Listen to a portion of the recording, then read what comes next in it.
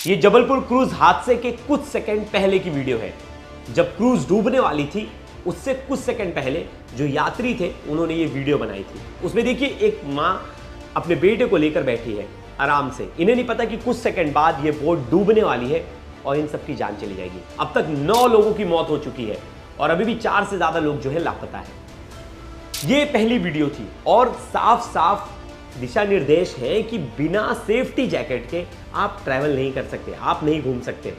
और ये दूसरी तस्वीर देखिए, ये दूसरी तस्वीर उस वक्त की है जब ये नाव डूबने लगी थी, जब ये क्रूज शिप डूबने लगी थी, तब लोगों को लाइफ जैकेट बांटा जा रहा था। लाइफ जैकेट बांटा जा रहा था, उसके साथ साथ वीडियो भी बनाई जा रही थी। ये तस्वीर है, दोनों तस्वीर देखिए। पहली तस्वीर इसमें देखिए कैसे आराम से लोग जो है हंस खेल रहे, वीडियो बना रहे। सेम ऐसा ही सिचुएशन मथुरा में था। मथुरा वाले केस में भी आराम से लोग बैठे थे, भजन कीर्तन कर रहे थे, वीडियो बना रहे थे। लोगों को नहीं पता था क्या कुछ होने वाला है, लेकिन यहाँ एक शख्स ने नोटिस किया था तेज हवाओं को। उसने वहाँ के जो कैप्टन है शिप के, क्रूज के, उन्हें बताया था कि तेज हवाएं चल रही हैं, आप वापस से किनारे की तरफ ले जाओ। लेकिन कैप्टन ने उसकी बात को नजरअंदाज कर दिया, जिसके बाद तेज हवाएं आई और शिप डगमगा गई। जैसे ही पानी में डूबने वाली थी, लोगों ने चिल्लाना, शोर मचाना शुरू कर दिया। तब इन्होंने लाइफ जैकेट जो पैक था उसे खोलकर एक एक लोगों को बांटने लगे। एक बार ये पूरी तस्वीर देखिए, दोबारा एक बार तस्वीर देखिए।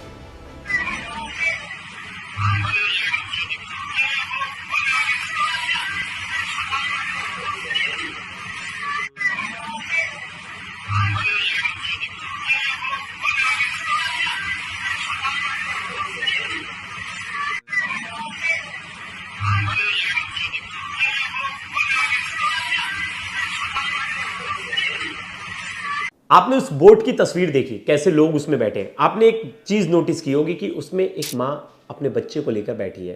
वो 4 साल का बच्चा है और 40 साल की मरीना अपनी फैमिली के साथ घूमने आई थी। दिल्ली से इनकी फैमिली जो है वो घूमने आई थी। अब इन्हें लाइफ जैकेट दिया जा रहा था, तो लाइफ जैकेट जब इस माँ ने, मरीना ने पहना, तो उसमें अपने बच्चे को भी घुसा लिया कि बच्चा बच जाए, और दोनों की मौत हो जाती, दोनों डूब जाते हैं। ये तस्वीर इतनी विचलित करने वाली है कि मैं आपको तस्वीर तो नहीं दिखा सकता, लेकिन मैंने वो तस्वीर देखी और मैंने उस माँ की ममता देखी, कैसे उस माँ ने अपने बच्चे को बचाने की पूरी कोशिश की। माँ के सीने से लिपटा रहा और बाकायदा जब शिप डूब रही थी तो शिप के साथ माँ बेटे दोनों डूब गए। अब ये फ़ोटो हर जगह वायरल है और हर कोई ये फ़ोटो देखकर ये कह रहा है कि ये सिस्टम की लापरवाही है, सही से प्रोटोकॉल्स का फॉलो नहीं किया गया। ये नेचुरल डिजास्टर नहीं है कि ये प्राकृतिक आपदा है ना, ये सरासर चूक है। और चूक किसकी है? जो क्रूज़ मालिक है उसकी कंपनी की है, उसकी भी जिम्मेदारी बनती है। जिसके पास ये डिपार्टमेंट है, वहाँ सिक्योरिटी लैप्स हो रहा है, प्रोटोकॉल्स का लैप्स हो रहा है, उनकी जिम्मेदारी है। वहाँ डीएम एसडीएम जो लोगों की निगरानी में ये सब कुछ होना था उनकी जिम्मेदारी है, लेकिन जिम्मेदारी लेने वाला कोई नहीं है।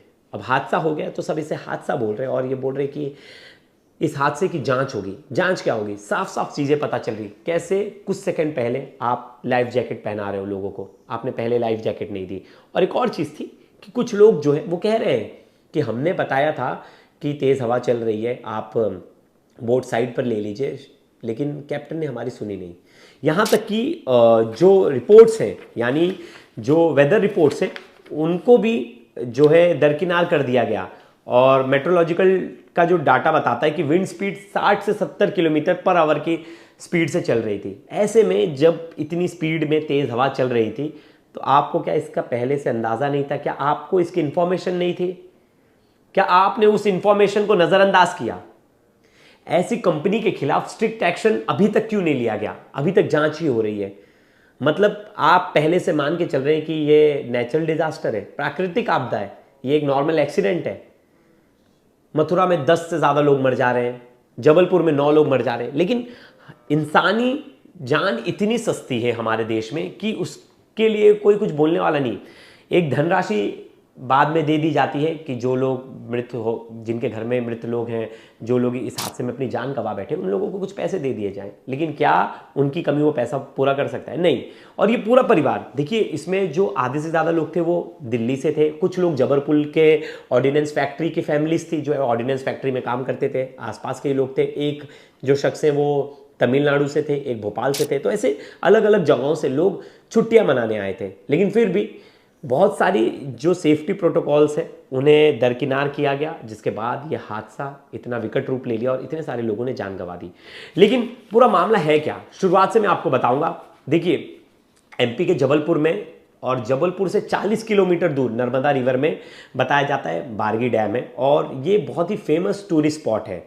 अब एमपी टूरिज्म डिपार्टमेंट, देखिए ये जो क्रूज चला रहे हैं ये कोई वहाँ के लोकल लोग नहीं, मथुरा में तो लोकल लोग चला रहे थे, लोकल गांव वाले, लेकिन यहाँ MP tourism department officially cruise boat चलाती है। और सोचिए, ये मतलब एक तरह से देखा जाए तो सरकारी परमिशन प्राप्त है इन लोगों को।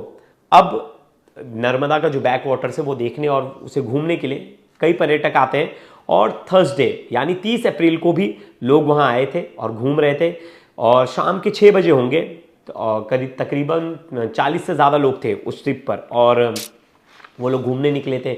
बाकायदा मैंने आपको पहले वीडियो दिखाई कि कैसे वो लोग वीडियो बना रहे हैं, अच्छे से जो नदी का लुत्फ ले रहे हैं।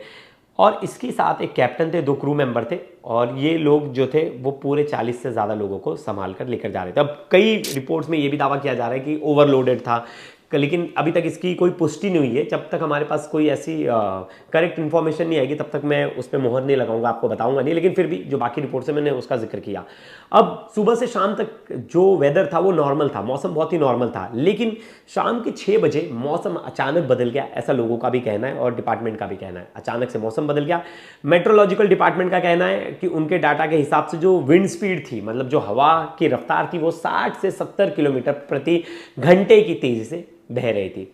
अब ऐसे में तेज हवा और एक तरह से पानी में मोशन आ गया, और पानी में मोशन आया तो जो क्रूज था वो अपना संतुलन खो बैठा, और ऐसे में क्रूज अचानक में पूरा डगमगा गया और वो पानी में उल्टा हो गया। और डूबने से पहले की भी तस्वीर मैंने आपको दिखाई, और डूबते वक्त की तस्वीर दिखा रहा हूँ। डूब रहे थे, और डूबने से कुछ सेकंड पहले, देखिए ज़्यादा टाइम नहीं होता जब ऐसा कोई भी हादसा होता तो उसमें 1 से 2 मिनट का समय होता, और ऐसा ही कुछ था। जब डूबने से पहले इन्होंने लोगों को लाइफ जैकेट बांधी, लेकिन जब तक लाइफ जैकेट बांटी गई तब तक बहुत देर हो गया था, और लोग जो है पानी में डूब गए थे।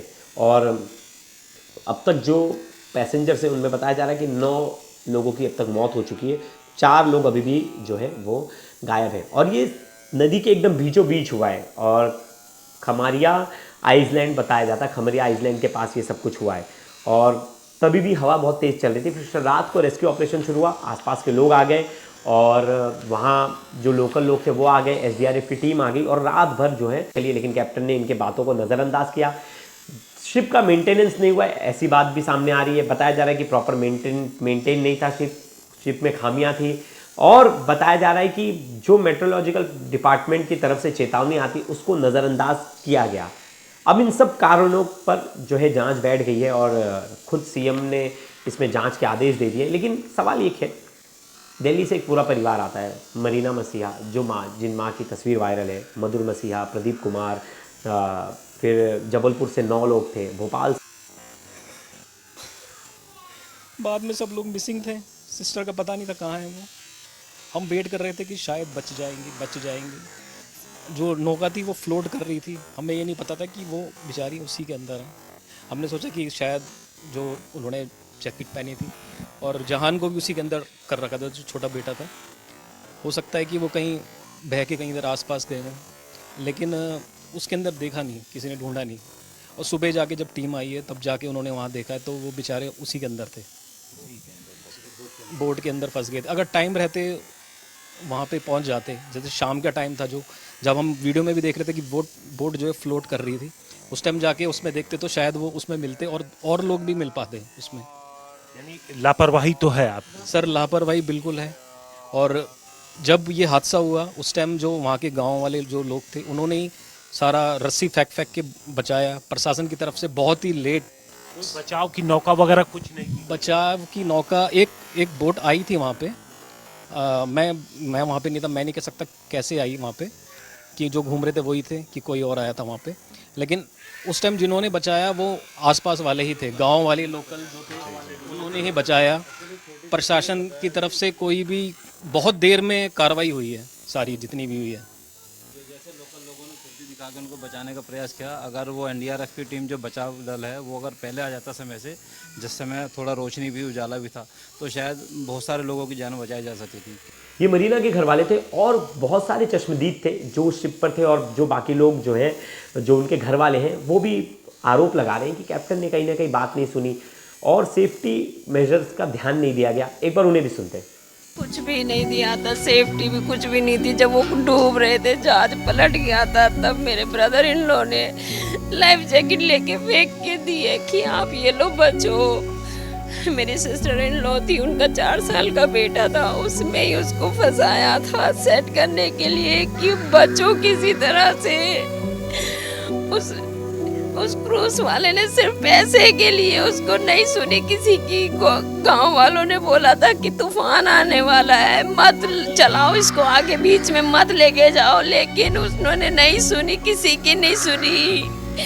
सब कुछ खत्म हो गया। मेरे परिवार से 3 लोग जा चुके हैं। मेरी मम्मी चली गई, मेरी ननद चली गई, 4 साल का बेटा चला गया। वो बहुत ज़ोर से चिल्लाने लगी। 5:30 से 6 बजे का टाइम होगा। तो मैंने पूछा क्या हो गया।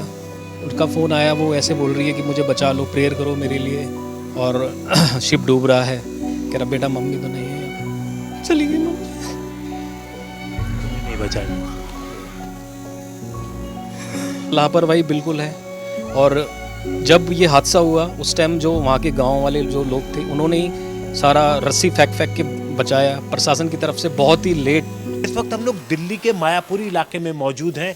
यहाँ पर हम उसी फैमिली के पास पहुँचे हैं जो माँ बेटे की तस्वीर आप देख रहे हैं, उन्हीं के परिवार में हम पहुँचे। हम बात करते हैं। क्या नाम है आपका? कुलदीप नाम है। कुलदीप जी, जो माँ और बेटे की तस्वीर, वो आपकी क्या लगती हैं?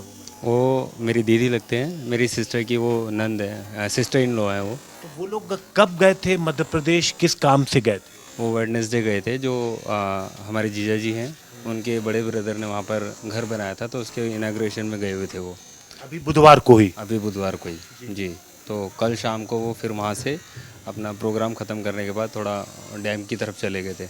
तो वहाँ पर जब क्रूज़ पर वो गए तो शाम को 5:30-6 बजे करीब तूफ़ान आया वहाँ पर, जिसकी वजह से यह हादसा हो गया। कितने लोग आपके परिवार के उस क्रूज पर थे? 6 लोग हमारे परिवार से थे, जिनमें से 3 को रेस्क्यू कर लिया और 3 का डेथ हो गया। जो 3 लोगों की डेथ हुई, एक तो वो जो आपकी बहन, जी। उनका बेटा कितना बड़ा, क्या नाम था बहन का आपके? सिस्टर का नाम था मैरिना और उनका बेटा था जहान, जो 4 साल का था। और 3 शख्स? हाँ, और मम्मी थे जो मेरी सिस्टर की सास हैं, जिनका 60 से 62 साल का एज था। मधुर नाम उनका नाम है। तो अचानक से जैसे ये लोग जब प्लान गए तो वापस कब आने का टिकट था? उनका वापस था अभी कल शनिवार में वापसी था उनका। अच्छा, कल की वापसी थी। और कल जब प्रोग्राम खत्म हुआ तो उसके बाद वो लोग गए? वो लोग घूमने के लिए गए थे। बात हुई थी किसी से आप लोगों की वहाँ पर मैरीना से?